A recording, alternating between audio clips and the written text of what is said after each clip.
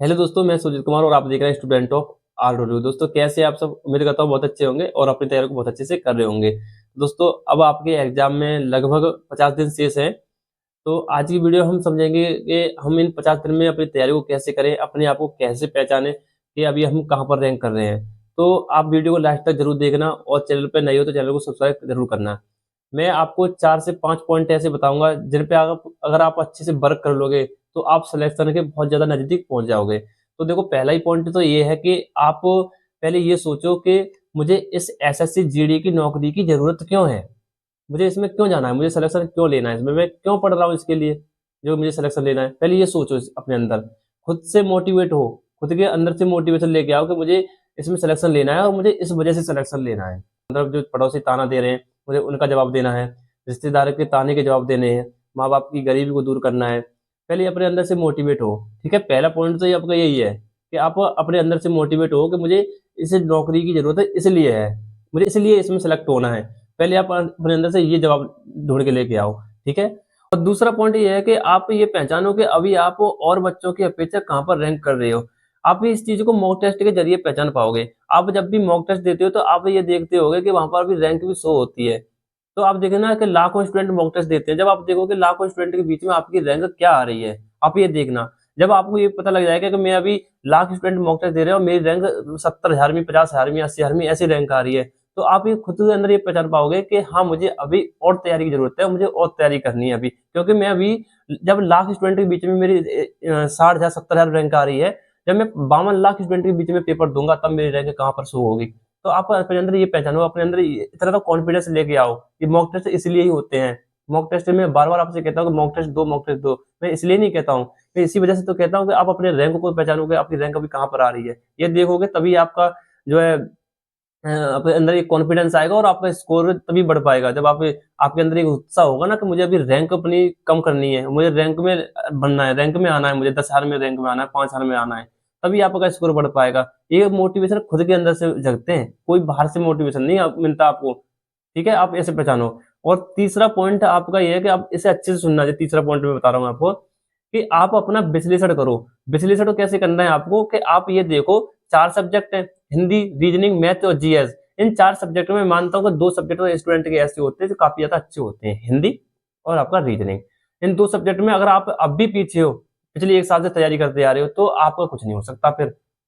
क्योंकि ये सब्जेक्ट तो वो है कि 2-3 महीने में स्टूडेंट बहुत अच्छे से निपटा लेते हैं ना, खत्म कर देते हैं, मेरे को टाटा बाय बाय बोल देते हैं। फिर तो वो मॉक जो प्रैक्टिस सेट चलते हैं ना यूट्यूब पर, उनसे जुड़े रहते हैं बस आधे घंटे क्लास से, उसी से करते रहते हैं और अपना मॉक टेस्ट वगैरह देते रहते हैं इन 2 सब्जेक्ट का। तो ठीक है, अगर आपके 2 सब्जेक्ट ये अगर अभी भी नहीं है मजबूत, तो इन्हें 2-4 दिन में अच्छे से कंप्लीट कर लो। और जो प्रैक्टिस सेट यूट्यूब पे चल रहे हैं, रोजा वेदांत के सर के भी चल रहे हैं, बहुत सारे हैं, जहां भी आपका मन करे पढ़ने का वहां से पढ़ सकते हैं। तो आप वहां से उनसे जुड़ जाइए, उनके जिन लोग हैं बताते हैं सर, उन्हें अच्छे से करते रहिए। बुक को तो टाटा बाय बाय बोल दीजिए। जब आपके मिनी मॉक टेस्ट शुरू हो जाएंगे 1 जनवरी से, तो आप उनसे उनका जो आपका हिंदी और रीजनिंग, वैसे सभी सब्जेक्ट के आएंगे, हिंदी रीजनिंग का देना और उसका फिर बुक से एनालाइसिस करना। ठीक है, आपको हिंदी रीजनिंग तो ये काम करना है। अब बचे आपके 2 सब्जेक्ट, मैथ और जीएस। मैथ और जीएस ऐसे सब्जेक्ट हैं जो स्टूडेंट की हमेशा टेंशन बने रहते हैं। देखो, जो स्टूडेंट रटने की क्षमता रखते हैं वो तो जीएस को कैसे भी करके रट लेते हैं, लेकिन मैथ में पीछे रह जाते हैं। तो देखो, मैं आपसे एक बात कहूंगा, अगर आपका मैथ अभी भी वीक है और पिछले 1 साल से आप पढ़ते आ रहे हो, तो आप ये कहने लग जाओ कि मेरा तो मैथ बिल्कुल वीक है, मैं बिल्कुल मैथ में ठस हूं, तो आप देखो फिर मैथ को भूल जाओ, फिर सिलेक्शन को भी भूल जाओ। बिना मैथ के आपका सिलेक्शन होना नहीं है एसएससी जीडी में। देखो, पिछले 1 साल से आप पढ़ते आ रहे हो तो आपने कुछ तो मैथ में सीखा होगा। 2 चैप्टर, 3 चैप्टर, 5 चैप्टर, कुछ तो चैप्टर आपके ऐसे होंगे जो आपके फेवरेट रहे होंगे, कुछ तो आपने सीख लिया होगा। जिन चैप्टर को आप बहुत अच्छे से जानते हो, जिनमें आपकी पारंगत हो, खूब अच्छे से सीख रखे, उन्हें अपनी एक कॉपी में लिखो अच्छे से। फिर आप कहोगे भैया हमें इन्हें कॉपी में क्यों लिखे? तो देखो, कॉपी में लिखना इसलिए है कि आपको उन जो चैप्टर आपने पहले पढ़ रखे और आपके फेवरेट है, उन्हीं पे आपको वर्क करना है 50 दिन में अच्छे से। आप कहने लगेगा फिर क्योंकि ऐसा होता है स्टूडेंट के साथ में कि वो जो पुराना उन्हें अच्छे से आता है, तो वो इस अपने अंदर धारणा बना लेते हैं कि मुझसे ये तो आता है, मैं तो अब नया पढ़ूं ना। तो नया पढ़ने के चक्कर में पुराना आता है उसे भी भूल जाता है। तो इसलिए आप जो आपने सीख रखा है पहले, आप उसे अच्छे से अपना कवर करते रहिए, उसी का रिवीजन करते रहिए। वो आप भूलने नहीं चाहिए वो जो पहले आपने पढ़ रखा है। हाँ, फिर एक एक चैप्टर आप धीरे धीरे उठाते रहिए कि हाँ, मुझे इसमें थोड़ी दिक्कत आ रही है, इसे पढ़ लेता हूँ और इसे पढ़ लेता हूँ। ऐसे एक एक चैप्टर उठा लीजिए, लेकिन जो आपने पढ़ रखा है उससे मत भूल जाना बस मैथ में। इतनी प्रॉमिस अपने आप से कर लीजिए। जो आपने पढ़ रखा है मैथ में, जिनका मैथ अच्छा है उनके लिए अच्छा ही है, जो वीक है मैथ में तो उनके लिए मैं बता रहा हूँ। और जीएस में आपको क्या करना है, जीएस में देखो आप कोई एक बुक ले लीजिए, रैंडमली कोई भी बुक ले लीजिए, अंकित सर की बुक ले लीजिए, येलो बुक है, काफी बेस्ट बुक है, ठीक है, उसे ले लीजिए। तो उसमें आपको क्या करना है, वीडियो में आगे बढ़ने से पहले मैं आपको बता दूं एसएससी जीडी की बेस्ट बुक के बारे में जो चक्सू की है, और ये बुक आपको इसके अंदर दिख रही होगी मैथ की बुक। अगर इसमें प्रीवियस क्वेश्चन पेपर सभी दिए हुए हैं, जैसे आपको इसके अंदर दिख रहे होंगे, किसी भी चैप्टर के हर चैप्टर के प्रीवियस क्वेश्चन पेपर है, जिनसे आपकी तैयारी बहुत अच्छे से हो सकती है। और साथ ही मैं बात करूँ मैथ की होगी और रीजनिंग की बुक की, रीजनिंग बुक है, इसमें रीजनिंग की आपको दिख रही होगी इसके पर, और जैसा कि आपको देखा है। और इसमें अगर मैं इसको ओपन करके भी आपको दिखाऊं तो इसमें प्रीवियस क्वेश्चन पेपर सभी आपको इसके वजह से दिख रहे होंगे। तो साथ ही अगर आप इसका कॉम्बो बुक सेट लेना चाहते हैं तो आपको इसका लिंक डिस्क्रिप्शन बॉक्स में मिल जाएगा, जिसमें आपको हिंदी, जीएस, रीजनिंग, मैथ सभी एक साथ मिल जाएगी। आप अगर इस बुक को लेना चाहते हैं तो डिस्क्रिप्शन में जाके इस बुक को परचेज कर लीजिएगा, ठीक है।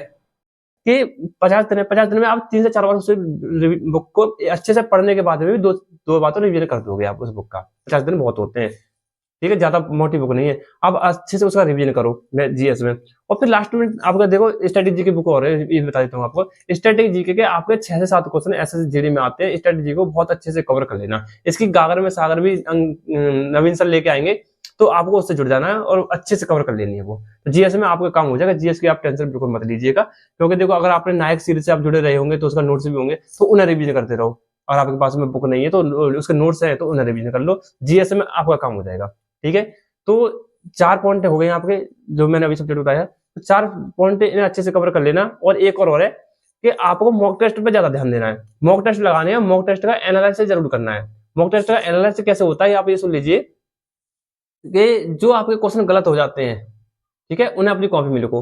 उन्हें क्वेश्चन को आप बुक से या किसी टीचर के माध्यम से उन्हें समझो कि मेरे ये क्वेश्चन इसलिए गलत हुए हैं, मुझे इन पे अभी इतना जो वर्क करना है, मेरा ये काम कंप्लीट हो जाएगा तो मैं ये सीख जाऊंगा। तो ऐसे सोच अपने अंदर अपनाओ, ठीक है, उसका एनालिसिस करो। गलतियां आज के मॉक टेस्ट में जो हुई हैं, कल के मॉक टेस्ट में वो गलती नहीं होनी चाहिए, अपने आप से ये प्रॉमिस करो, ठीक है। आपका स्कोर भी बढ़ेगा, आपको सिलेक्शन भी होगा। लेकिन क्या है कि आप जो गाइडेंस अच्छे से आपको बताया जा रहा है, आप उसमें काम करोगे, अच्छी स्ट्रेटजी के साथ में फॉलो करोगे, तो आपका जरूर सिलेक्शन होगा। ये बात अपने दिमाग में बिठा लो, ठीक है। तो आज की इतना ही, धन्यवाद। अगर आप चैनल पर नए हो तो चैनल को सब्सक्राइब जरूर करके जाना, और वीडियो को जरूर लाइक करना, और अपना जो भी सुझाव हो कमेंट बॉक्स में मुझे जरूर बताना। तो आपकी कमेंट को पढ़ करके ही मैं ऐसी वीडियो बनाता हूँ। तो आप चैनल पर नए हो तो चैनल को सब्सक्राइब जरूर करना। आज की इतना ही, धन्यवाद।